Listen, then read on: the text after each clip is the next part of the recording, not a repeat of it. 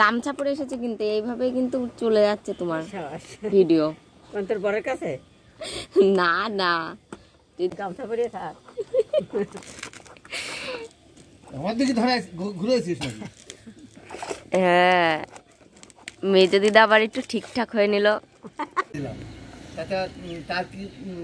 তার ক্ষতি করে আমার কি লাভ আছে?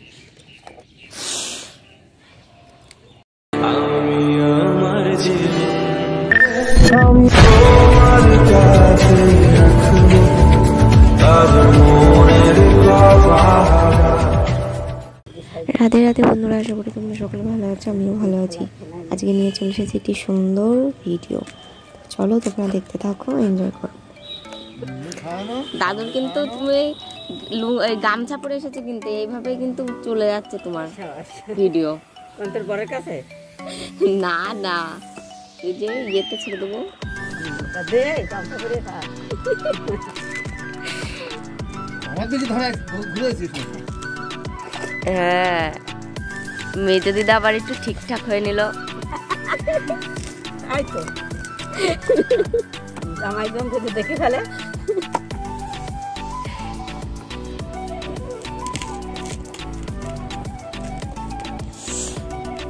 দেখো, এরম করবা, এরম করলে হাত হাতে লাগবে।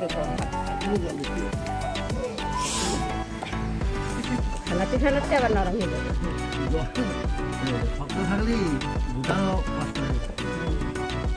আজকে সকাল সকাল উঠে আমি জামা কাপড় ছেড়ে একদম ফ্রেশ হয়ে চলে এসেছি ছাদের উপরে মুড়ি দেওয়ার জন্য। সকালবেলা অবশ্য কিছু খাওয়া হয়নি, ছাতুগুলা খেয়ে এসেছি, ছাতুর সবজি আমি রোজ সকালে সেটাই খাই। আর ডিম আমি খেতে খুব একটা ভালোবাসি না, তবু দু একদিন খাওয়া হয় আর কি। দেখো, আমি ছোটোবেলার থেকে এই দিদাদের সবার বড়ি দিয়ে দিই, ঠিক আছে? ছোট দিদা, তারপরে মেজ দিদা, শেষ দিদা, সবার আমাদের এত বড়, আমাদেরও বড়ি দেওয়া হবে। এই মেজ দিদা সবার আগে বৌনি করলো বড়ি দেওয়া, ঠিক আছে? এবার পরপর আমাদের বাড়ি বড়ি দেওয়ার তাল লেগেই থাকবে। এবার দেখো মেজ দিদা বড়ি দিচ্ছে, মেজ দিদার বড়িগুলো খুব সুন্দর হয় আর ওনার হাতে ভীষণ স্পিডও।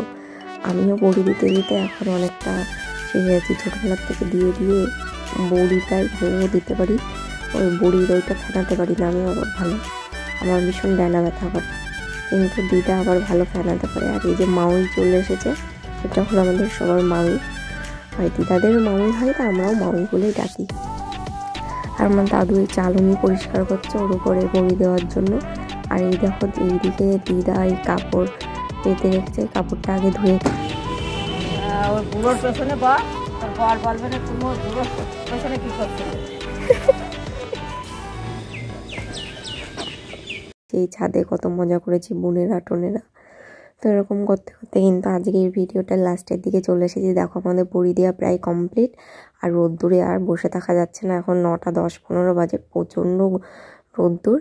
তো আজকের ভিডিওটা তোমাদের কেমন লাগলো অবশ্যই কমেন্ট করে জানিও, লাইক করে দিও অবশ্যই।